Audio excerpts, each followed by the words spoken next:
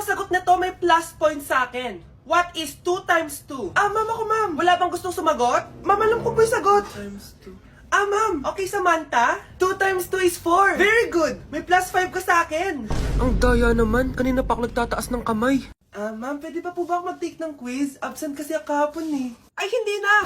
Absent pa more. Tatamad-tamad ka kasi mag-aral. Nagkasakit po kasi ako, ma'am. Oh, ano gagawin ko? Ma'am, pwede ba ako mag-quiz kahit absent din ako kahapon? Oo naman. O ito, magsimula ka na. Thank you po, ma'am. Bakit siya pwede mag-quiz, ma'am? Bakit? May problema ka ba? Oo, may problema ako. Favoritism ka. Palagi na lang sa Samantha yung binibigyan mo ng chance. May galit ka ba sa akin, ma'am? Sabihin mo. Hindi ako galit sa'yo. Pero sa nanay mo, oo. Wag na wag mong dadama yung anak ko sa problema mo sa akin. Nay, anong meron? Yang nanay mo, pabida. Dapat ako yung top 1 ng high school kami. Alam naman natin dalawa na deserve ko talaga maging top 1. Hindi kagaya mo, binabayaran yung school para tumaas ang grade. Totoo ba yun, Nay? Sinungaling ka! Mana ka naman pala sa nanay mo, Samantha. Nga pala, alam na ng principal yung pagiging favoritism mo. Good luck na lang sa'yo, ha? Ma'am, parang wala po ata sa lesson natin yung number 5. Ay, wala ba? O sige, bonus na lang yan. Thank you, ma'am. Ma'am, wala po ata sa lesson natin yung number 5. Oh, ano gagawin ko? Puro ko kasi daldalan, kaya di mo alam. No, favoritism si ma'am. May sinasabi ka? Ay, wala po. A few moments later. So, ganun lang siya kadali. Ma'am, pwede po ako pa-excuse? Sumasakit po yung puson ko eh. Sige, punta na lang sa clinic. May gamot doon. Sige po, ma'am. Nagets niyo ba, class? Ma'am, excuse po. Sumasakit po yung puson ko. Ang arte mo naman. Konting sakit lang. Excuse agad. Kapag di maganda, wag na mag-inarte. Kala mo naman ang ganda ni ma'am. Hello po, ma'am. Sorry po, absent ako kahapon. Nagkalagnat po kasi ako eh. Ganun ba? Sige, excuse na lang kita. Sige po, ma'am. Thank you po. Ma'am, excuse po. Nilagnat po kasi ako kahapon kaya di po ako nakapasok. Naku, tigilan mo ako ha! Walang isang araw na lagnat. Ang sabihin mo, tamad ka pumasok. Ikaw nga, palagi ka nga di pumapasok eh. Anong sabi mo? Totoo naman, ma'am. May favoritism ka. Susumbong kita sa principal. Maniniwala ba ang principal sa'yo? Wala ka namang ebidensya. Anak, mag-e-exam tayo mamaya ha. Dapat mas mataas grades mo kay Scarlett. Oo naman, Nay. Mas magaling naman ako sa kanya. Anak ni ma'am si Samantha. Ito yung mga sagot mamaya sa exam. I-perfect mo yan. Sige na, Nay. Baka may makakita pa sa atin. Humanda kayong dalawa sa principal. Tapos na yung maliligayang araw niyo. Mga anak, aalis lang ako ha. Maglinis kayo dyan. Bye, Nay! At dahil wala na si Nanay, ako ang bago niyong boss. Kaya sundin yung mga inuutos ko, ha? O Kyle, ikaw na magugas ng mga plato doon ha. Wow, lakas magutos ha. Aba, nagrereklamo ka ba? Brianna, walisin mo yung mga kalat dito. Pwede ikaw naman. Walisin ko mukha mo eh. Ano sabi mo, babae ka? Hoy, ikaw Miguel. Ikaw gumawa ng assignment ko ha. Ang lala ng babaeng to. Sa bobo pa papagawa ng assignment. Matutulog lang ako ha. Dapat pagkagising ko, tapos na lahat yan ha. Nakakainis si ate. Sobrang tamad na. Dami pang inuutos. Ano magagawa natin? Favorite kasi ni nanay yan eh. Isumbong na natin niya kay nanay. Hindi pwede inaalipin niya tayo ng ganito. Anong isusumbong ha? Akala niyo hindi ko kayo naririnig? Magtrabaho kayo doon! Tama na ate! Sawang-sawa na kami. Puro kautos. Malinaw naman sa inyo, di ba? Na pag wala si nanay, ako ang boss. Sinong boss? Ha? Wala nay. Actually, kakatapos ko lang maglinis ng bahay, oh. Luh, sinungaling. Scarlett, wag mo na ako lokohin. Hindi naman talaga ako umalis dito. Sinisigurado ko lang kung naglilinis talaga kayo lahat. At tama nga yung sinasabi ng mga kapatid mo. Na para kang boss umasta dito sa bahay. Nay. Mga anak, kayo na bahala sa ate nyo. Utusan nyo ng utusan yan. Ate, ikaw na magugas ng mga plato dun. Eto na. Pagkatapos mo dyan, ate, maglaba ka, ha? Oo, sige. Pagkatapos mo maglaba, gawin mo yung project ko, ha? Sige, boss. Lahat ng utos nyo gagawin ko. Mga anak, maganda ba? Mawawala ako ng 3 araw, ha? Nay, kailangan ba talaga tumuloy dun? Importante yun, anak. Minsan lang ikasal yung kumare ko, no? Tsaka sa Cebu siya gagawin, di ba? Shala. Basta, Nay, mag-ingat ka, ha? Oo naman, anak. Huwag ka mag-alala. Siya na, alis na ako. Mga kapatid mo, ha?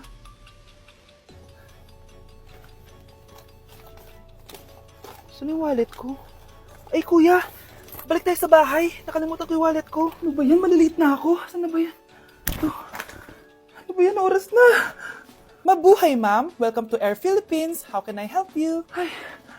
Miss. Dito po ba yung flight VD415? Yes po, ma'am. Check ko lang po. As per dito, ma'am, nakaalis na po yung aeroplano. Ha? Hindi ako pwede malit sa kasal na kumari ko. Kailangan kong umabol. Ma'am, kailangan niyo po ulit mag-rebook kaso ang next available flight is bukas pa po, ma'am. Ano ba yan? Gawin mo ng paraan. Diyos ko, sayang lang pera ko. Wala palang kwenta to airlines niyo eh. Uwi na nga lang ako. Sorry, ma'am. Oh, Nay, nandito ka na agad? Akala ko ba 3 araw ka mawawala? Eh di ayun, naiwan ako ng aeroplano.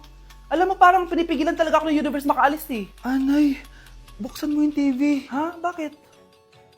Breaking news! Nandito tayo ngayon sa site kung saan nag-crash ang flight VD415.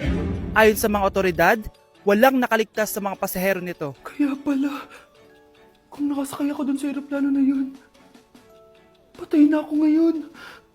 For our last question, ano ang full name ko? Wala naman yun sa lesson ah. Siyempre, dapat alam niyo yung pangalan ko. Dami namang alam nito. Di ko maalala full name niya. Perfect na sana ako eh. Kapag di niyo nasagutan yan, minus 10 kayo sa akin. Aba, ma'am, paano namin malalaman yung full name mo? Eh, di ka naman nagpakilala sa amin.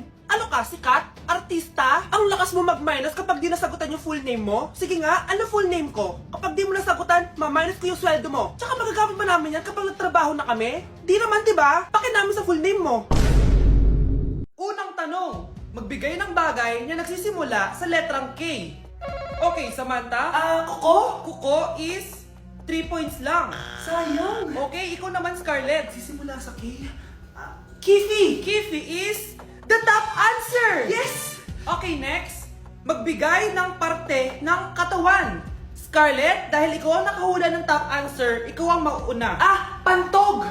Basic. Pantog is 10 points. Ha? Bakit 10 lang? Samantha, pwede ka bang bumawi? Parte ng katawan? Esophagus! Esophagus is the top answer! Yun! Eto na! Sino kaya sa inyong dalawa ang mananalo ng 1 million pesos cash? Akin na tong 1 milyon. Humanda ka sa akin, Scarlett. Anak, ayusin mo! 1 milyon yan! Mauna tayo kay Samantha. Ano ang bagay na mahaba at matigas? Mahaba at matigas. Tornilyo? Tornilyo is 50 points! Pero, hindi ito ang top answer natin, ha? Okay, Scarlett, may chance ka pa na hulaan ang top answer. Bago ko sagutin yan, Nay, kung nanonood ka man, eto na yun, Nay! Mananalo na tayo ng 1 milyon! Go, anak! Ang bagay na mahaba at matigas ay... Opo mo sumagot, anak! Sayang yung 1 milyon! Hoy, wag mo sasabihin kay nanay na pupunta ako sa boyfriend ko, ha? Sige na, bye-bye. Hoy, bata ka! Saan ka pupunta? Anay! Gagawa lang po kami ng project sa kaklase ko. Wow! Kailan ka pa nag-aaral na maayos? Pupuntahan niya yung boyfriend niya. Kaya pula yung labi mo kasi tatakas ka! Anay! Humanda ka sa akin. Sasakalin niya daw ako, Nay, oh! Aba! Humanda ka sa akin, bata ka! Halika dito! Anay, hindi na!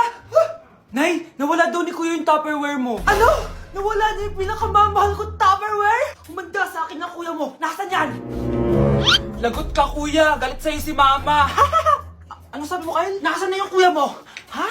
Nandito ka palang bata ka, ha? Etong sa'yo. Bakit mo pinito yun, Nay? Sabi ni Kyle, nawala mo doon Tupperware ko. Anong nawala? Eto Tupperware mo, Nay, oh! Ay, nandyan pala. Agad ka kasing nagpapaliwala dyan! Tawa ka dyan, ha? Humanda ka sa akin. Few moments later. Boring naman ang pinapanood mo. Palitan natin yung mas nakakatawa. Sige, kuya. Asking you to kiss me. Hindi naman nakakatawa yan eh. Bastos yan eh. Ayun na, magkikiss na sila. Hay! Mga punyeta kayo? Ano pinapanood nyo?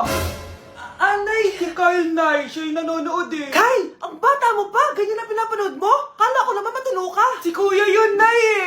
No! Simula ngayon, bawal ka na mag-TV. Nay, alis lang ako, ha? Sige, anak. Iniwan niya phone niya. Ano kayang pinag-uusapan nila dito? Mga walang iya kayo. Humanda kayo sa akin. A few moments later. Bakit niyo po kami pinatawag, Nay? Kung hindi ko makikita yung phone ni Kyle, hindi ko malalaman pinagsasabi niyo sa akin. Lagot tayo ate. Kung san-san mo kasi nilalagay phone mo, Carl. Eh, nakalimutan ko eh. Mag-umpisa tayo sa'yo, Kyle. Anay, puro na lang itlog at hotdog niluluto ni nanay. Mas masarap pa magluto yung kapitbahay natin. Sige, next time, ipagluluto kita na sinigang na hotdog. O ikaw, Brianna. Alam niyo bang nagalit sa akin si nanay kasi dati with high honors ako, di ba? Tapos ngayon with honors na lang. Eh, siya nga bagsak nung high school eh. Oo, bagsak ako. Pero top 1 ako ng kinder. Kevin? Wala akong sinasabi ha. Grabe talaga si nanay. Umaga pa lang galit na siya. Tapos utos pa siya ng utos. Bawal ba magpahinga sa bahay na to? Grabe. Wow, wala ka palang sinasabi ah. At ikaw, Scarlett? Yes, Nay. Mga be, alam niyo bang galit na galit sa akin si nanay dahil daw nag-boyfriend ako na maaga? Eh siya nga maagang nabuntis eh. Di naman ako naggalit sa kanya. May problema ka ba sa maagang nabuntis? Wala akong problema, Nay. Idol nga kita eh. Ha? Anong idol? Buntis din ako.